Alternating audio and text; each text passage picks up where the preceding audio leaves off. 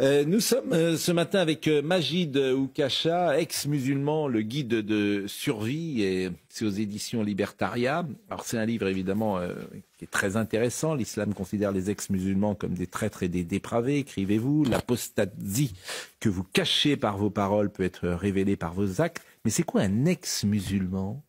Un ex-musulman, c'est quelqu'un qui croyait en l'islam jadis. Souvent, comme la majorité des musulmans, il a été éduqué familialement dans l'islam.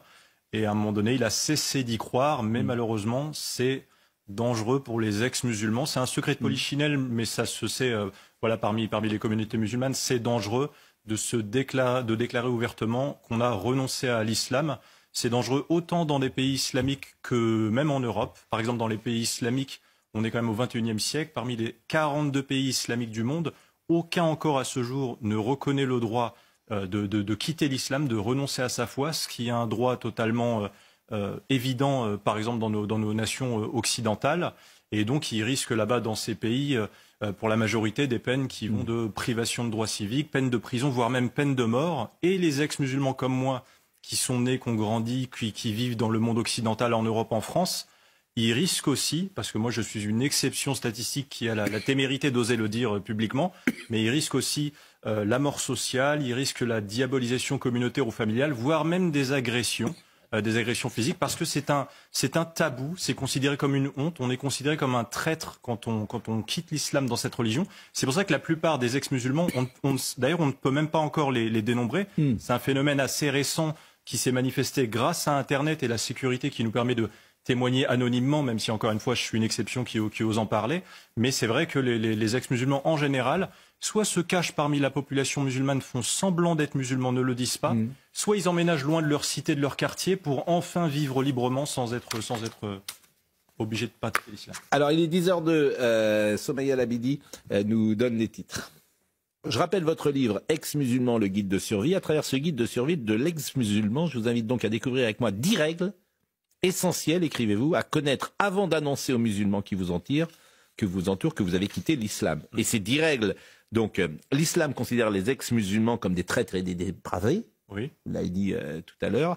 L'apostasie que vous cachez par vos paroles peut être révélée par vos actes, c'est-à-dire en fait, comme je vous ai dit, la plupart des ex-musulmans, déjà on ne sait pas leur nombre. C'est très important à comprendre. On ne sait pas leur nombre, puisque la plupart en fait ont peur de l'avouer à leur famille, à leur communauté, et parce qu'en fait ils ont peur d'être rejetés, ils ont peur d'être diabolisés, ils ont peur des représailles. C'est à peu près toujours la même chose, c'est-à-dire que ça se passe très très mal en fait quand on veut expliquer à nos proches, notre communauté, nos amis pourquoi on a quitté l'islam. Et il y a une raison théologique à ça. Je vous expliquais tout à l'heure qu'il y a 2 formes de danger pour nous, c'est-à-dire soit un danger dans les pays islamiques, juridique, gouvernemental, soit un danger de diabolisation sociale et de mort sociale en Europe.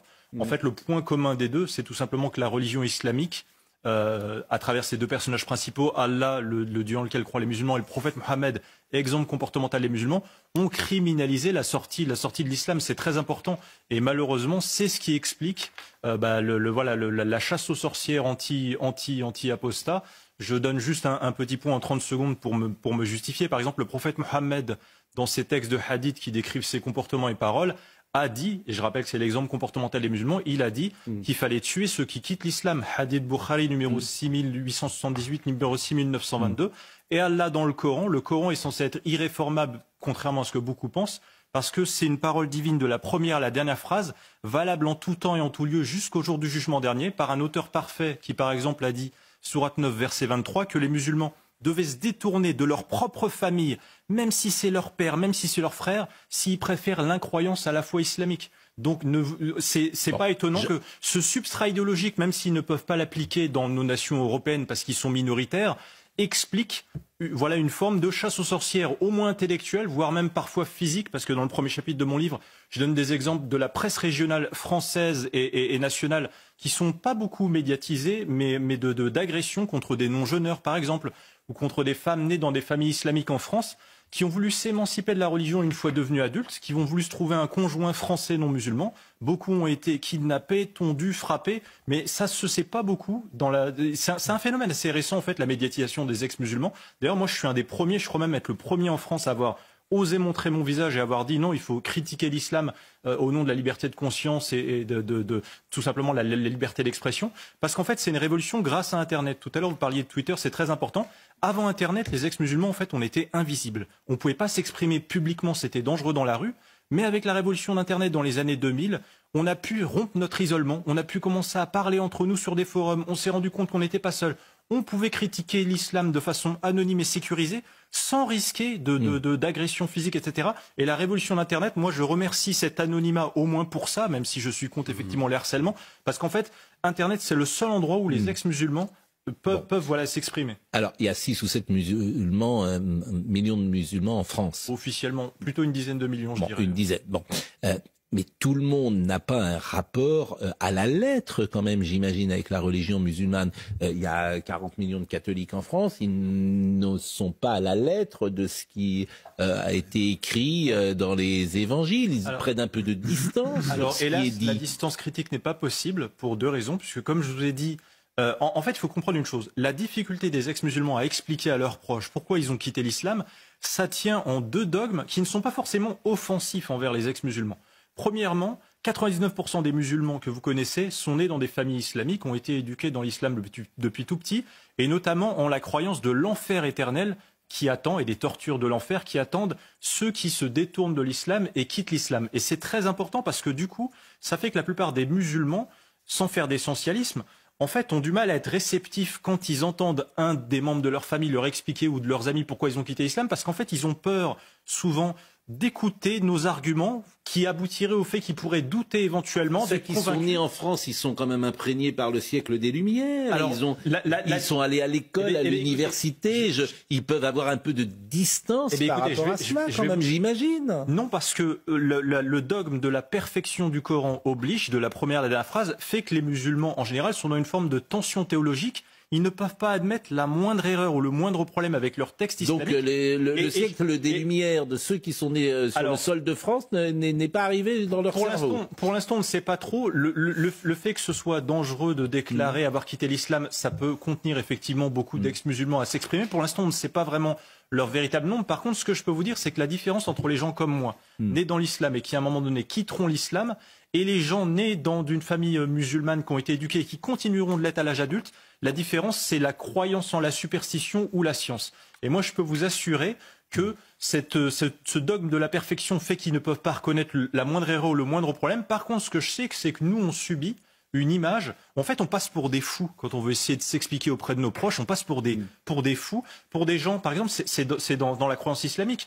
Dans la croyance islamique, il est dit que le diable susurre aux ex-musulmans l'idée de douter de l'islam et de s'éloigner de cette religion, que le diable nous enfonce le doute dans le cœur. Et du coup, on passe pour des fous auprès de nos proches qu'on veut justifier, qui se contentent de réciter ce que le diable nous a dit de J'entends bien, mais moi, ce qui m'intéresse, vous, ce que vous dites, c'est que sur les 10 millions de musulmans en France qui vivent sur notre sol, vous dites 90 ou 95%. Non, bien sûr que non. La majorité même, je pense, tolérerait dans l'absolu, mais le problème, c'est une question de... En fait, c'est une religion de flicage communautaire, et la minorité extrémiste parmi eux, la peur de cette culture de la réputation, et qui fait qu'en fait, tout le monde a peur pour sa réputation, par exemple, de valider les ex-musulmans, puisque par définition, Allah les criminalise, ils ne peuvent pas dire devant tout le monde qu'ils soutiennent la liberté de conscience des ex-musulmans, tandis que dans leur religion, c'est interdit. Je pense que c'est une religion de beaucoup d'omerta. Je pense qu'une grande majorité tolérerait les ex-musulmans, mais malheureusement, l'appel à l'autorité d'une petite minorité parmi eux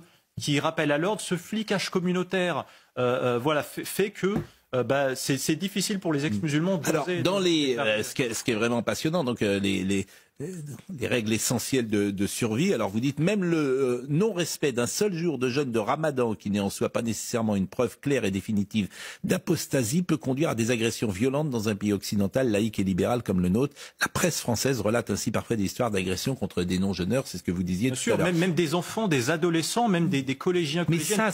Mais ça, dans les années 70-80, lorsqu'il y avait moins de musulmans sur le sol de France, c'était respecté de la même manière? Parce que moi, j'ai pas le sentiment. Par exemple, je rencontre souvent des musulmans qui ont 60 ans, 65 ans, 70 ans, qui disent, mais nous, on n'a pas du tout ce rapport à notre religion. Alors, c'est une variable parmi tant d'autres. Il y avait moins de musulmans. On était dans une France qui était plus exigeante envers son immigration et les enfants de l'immigration par devoir d'intégration et d'assimilation, ce qui fait qu'ils se sentaient peut-être plus discrets, moins légitimes à exhiber ou à revendiquer au nom de leur religion. En parallèle, la France a fait l'erreur, selon moi, de construire des milliers de mosquées en peu de temps sur le territoire français en y faisant officier des imams de l'étranger avec leurs mœurs de l'étranger. Moi, je sais par exemple, je suis né en France et j'ai grandi dans une double culture, à la fois occidentale et islamique.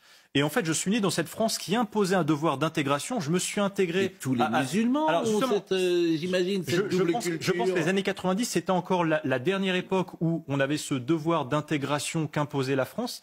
Et moi, par exemple, je me rappelle avoir eu des professeurs exceptionnels qui m'ont ouvert à des valeurs de rationalité par la science, d'égalité, de liberté, de paix, si bien que quand j'ai été envoyé à la mosquée dès l'âge de 8 ans, on peut penser que ça semble très, très tôt, 8 ans. Mais en réalité, c'était déjà trop tard. Moi, en fait, j'avais déjà façonné ma personnalité occidentale en réalité, et je ne me suis que davantage rendu compte une fois à la mosquée de cet enseignement sectaire basé sur le Coran, qui nous apprend l'obéissance aveugle sous peine d'enfer, qui nous apprend l'infériorité des femmes par rapport aux hommes, qui nous apprend la haine des non-musulmans, qui nous apprend à croire aveuglément sans preuve. Et je pense qu'effectivement, ça m'a permis, moi, de quitter ça. Mais les générations... Pardonnez-moi, ce que vous dites est terrible. On vous apprend la haine des non-musulmans à la mosquée. Avec un enseignement basé sur le Coran, c'était à l'époque. Mais je pense qu'aujourd'hui, déjà... Parce que ça, je trouve que c'est terrible. Je pense que des choses ont changé. Et à la fois, aujourd'hui, la plupart des imams se savent observés par les RG, potentiellement filmables par un smartphone, mais en parallèle,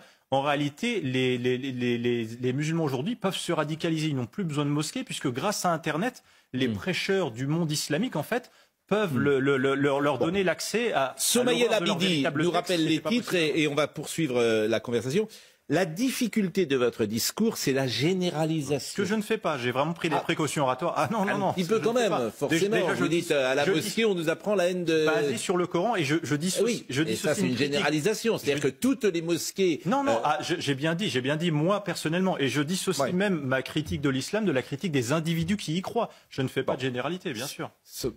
Non, je prends beaucoup de précautions oratoires, je vous assure, je fais très attention. En tout cas, ce livre est vraiment très intéressant. Soumaïa Labidi nous rappelle les titres. J'imagine que France Inter ne va pas vous inviter et quelle époque ne va pas vous inviter. Merci Majid Oukacha, il nous reste 2 minutes. Si vous avez refait votre vie loin de l'islam, qui vous a trop longtemps jugé, persécuté ou emprisonné, vous savez que chaque jour de tranquillité qui vous dispense de rendre des comptes à Allah et ses contremaîtres humains autoproclamés est un acquis précieux. Cette nouvelle vie supposera néanmoins pour beaucoup d'apostats une part de vigilance et de solitude. Bien sûr, parce que je décris dans mon livre 2 profils les plus courants. Les ex-musulmans qui doivent faire semblant d'être musulmans parmi leur communauté. Donc ça passe par le discours, mais ça passe aussi par le comportement. Ils ne doivent pas se faire prendre. Et à la fois, je décris aussi cet autre profil des ex-musulmans qui ont choisi de déménager loin de leur communauté pour pouvoir vivre tranquillement et ne pas être obligés d'obtempérer aux ordres islamiques. En tout cas, avec ce livre, je voulais décrire à un public non musulman, que vous soyez athée, chrétien, bouddhiste, juif, ce que ça fait de vivre dans la communauté islamique, même en France, même dans le monde occidental, à travers le regard d'un ex-musulman qui soudainement perd la foi et doit essayer de survivre socialement, à défaut de survivre physiquement, et de s'expliquer. Aujourd'hui, votre vie, je ne sais pas dans quelle activité professionnelle vous êtes. Je suis vidéaste, j'ai une chaîne YouTube, sans doute l'une des plus connues de France. J'ai presque publié 200 vidéos de critiques sur mon ancienne religion, l'islam. J'en fais la critique scientifique, je démontre sa dangerosité, je démontre sa violence. Mais vous êtes mis en danger, vous êtes ciblé. Je suis évidemment menacé parce que je fais partie des rares personnes qui ont osé montrer leur visage et le critiquer, mais c'est rien du tout. Moi, je me sens vraiment être un patriote français qui veut aider la France. Je veux faire vivre la liberté d'expression, la liberté je veux défendre la liberté de conscience, et je me fais vraiment un devoir de faire ce travail, et c'est rien du tout à côté. Est-ce que vous êtes invité sur des plateaux contradictoires lorsqu'on parle, par exemple, de l'islam? Est-ce que votre voix est entendue? C'est surtout via des médias d'internet. D'ailleurs, ça renvoie un petit peu. Mais sur le service public, par exemple? Non, jamais. Mais c'est ça qui est quand même un vrai souci. Pardonnez-moi, parce que je veux bien qu'on parle de supprimer Twitter, etc. Je me demande si parfois il ne faudrait pas supprimer le service public, parce que on a l'impression que toutes les paroles ne sont pas écoutées. Et je vous remercie d'ailleurs, parce que c'est très rare de donner la parole à des ex-musulmans ou à des opinions critiques de l'islam sur des plateaux télé. Donc vous participez vraiment à ce pluralisme des opinions qui, pour moi, est plus important que des arguments techniques de savoir si le média appartient au privé ou au public. Et je pense vraiment que, c'est un phénomène naissant grâce aux réseaux sociaux, le pouvoir des ex-musulmans à pouvoir maintenant s'exprimer. C'est un des sujets les plus tabous en France, la critique de l'islam. Et voilà, je pense que ça n'est que le début. Notre émission est terminée.